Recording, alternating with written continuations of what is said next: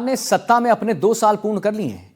सरकार जहां अपने 2 साल के कार्यकाल को पारदर्शिता, सुशासन और विकसित साल बता रहा है, वही विपक्ष जो है इस मोर्चे पर सरकार को विफल करार दे रहा है। एक हमने रिपोर्ट तैयार की है आपके लिए, चलिए देखते हैं।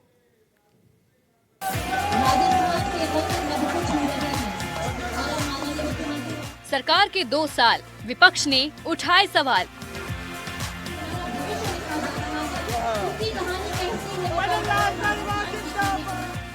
सियासत की रफ्तार, उपलब्धियों पर पलटवार।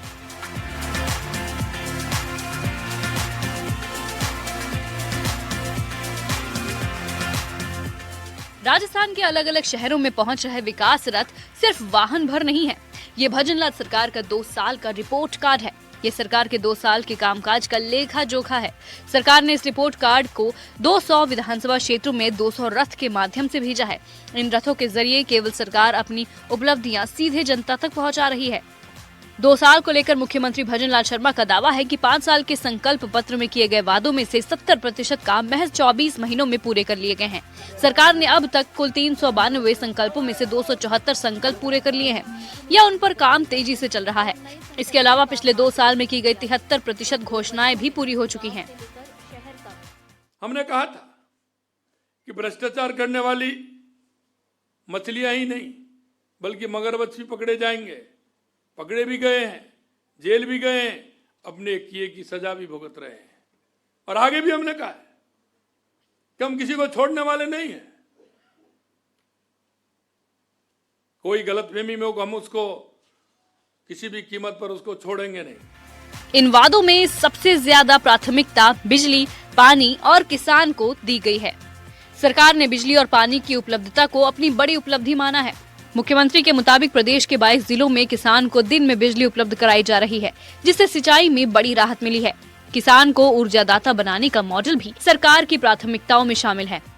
बिजली उत्पादन क्षमता को 363 मेगावाट से बढ़ाकर 3542 मेगावाट तक ले जाने का दावा किया गया। बिजली क्षेत्र में 1,20,000 करोड़ रुपए के निवेश के लिए जॉइंट वेंचर कंपनी के गठन की बात भी सरकार ने गिनाई है।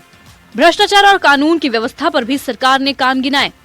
मुख्यमंत्री भजनलाल शर्मा ने भ्रष्टाचार के खिलाफ कड़े रुख का दावा करते हुए कहा कि उनकी सरकार ने बड़े मगरमच्छों को पकड़ा है, जेल भेजा है और सजा भी दिलाई है। उन्होंने चेतावनी दी कि जिसने भी जनता का हक खाया है उसे बख्शा नहीं जाएगा। कानून व्यवस्था को लेकर सरकार का दावा है कि पिछले 2 साल में समग्र अपराधों में कमी आई है। 1,56,000 प्रक्रियाधीन है, आगे वैकेंसी निकलने वाली है।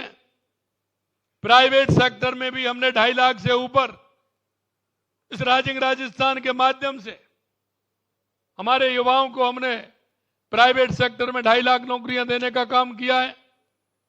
मैं आपसे भी आग्रह करना चाहता हूं,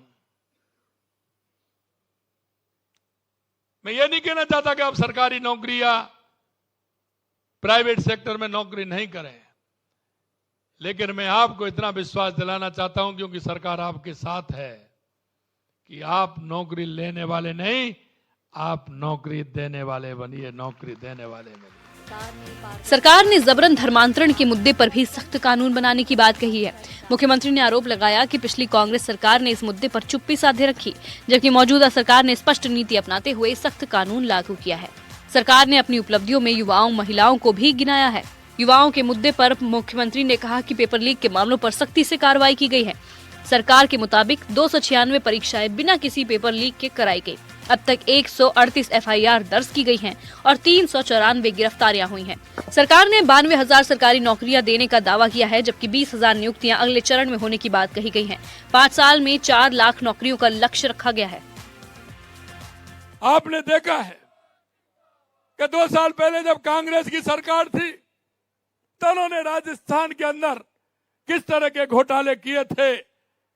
अब वो कहते हैं कि बड़ी बड़ी मच्छी नहीं आई। अरे इनको बड़ी बड़ी मच्छी नहीं कहते हो क्या मछली, ये बड़ी मछली आ रही हैं और आगे अगर घोटाला किया है तो वो भी आएंगी, चिंता नहीं करिए। भजनलाल सरकार ने निवेश और इंफ्रास्ट्रक्चर पर भी बड़ा दाव किया। सरकार ने निवेश के मोर्चे पर राइजिंग राजस्थान को अपनी बड़ी उपलब्धि बताया। दावा किया गया है कि 35 लाख रुपए करोड़ के MOU हुए हैं। जिनमें से 8 लाख करोड़ रुपए की परियोजनाएं जमीन पर उतर चुकी हैं। स्टार्टअप और निजी क्षेत्र में 2.5 लाख रोजगार सृजन का दावा भी सरकार कर रही है। रोडवेज के घाटे को 1000 करोड़ से घटाकर 300 करोड़ तक लाने को भी सरकार ने अपने काम का प्रमाण बताया है। अरे आपके सपनों को चूर चूर करने वाली है कांग्रेस। क्या 2 साल में कोई पेपर लीक हुआ है क्या? कोई पेपर लीक हुआ है क्या? अरे मैं ये भी कहना चाहता हूं, 92,000 नियुक्ति पत्र दे दिए, लगभग 20,000 इसी महीने में देने वाले हैं।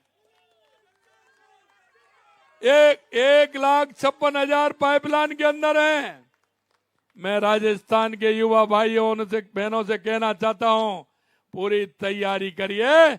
जो आपने राजस्थान की सरकार से जो आपने चाहा है, आपके मन में जो अभिलाषा है, हमारी सरकार उसको पूरा करेगी, पूरा करेगी, पूरा करेगी। प्रदेश कांग्रेस अध्यक्ष गोविंद सिंह डोटासरा ने मुख्यमंत्री भजनलाल शर्मा पर दावों पर सवाल उठाते हुए सरकार के 73% वादे पूरे होने के दावे को चुनौती दे डाली है। डोटासरा ने खुले मंच पर आमने सामने बैठकर बहस की चुनौती तक दे डाली। तो भाई साहब देरी क्यों कर रहे हो? कब पर्ची बदल जाए पता ही नहीं है। आप तो करके रहो, ये जो हुड़का करना है वो करा दो।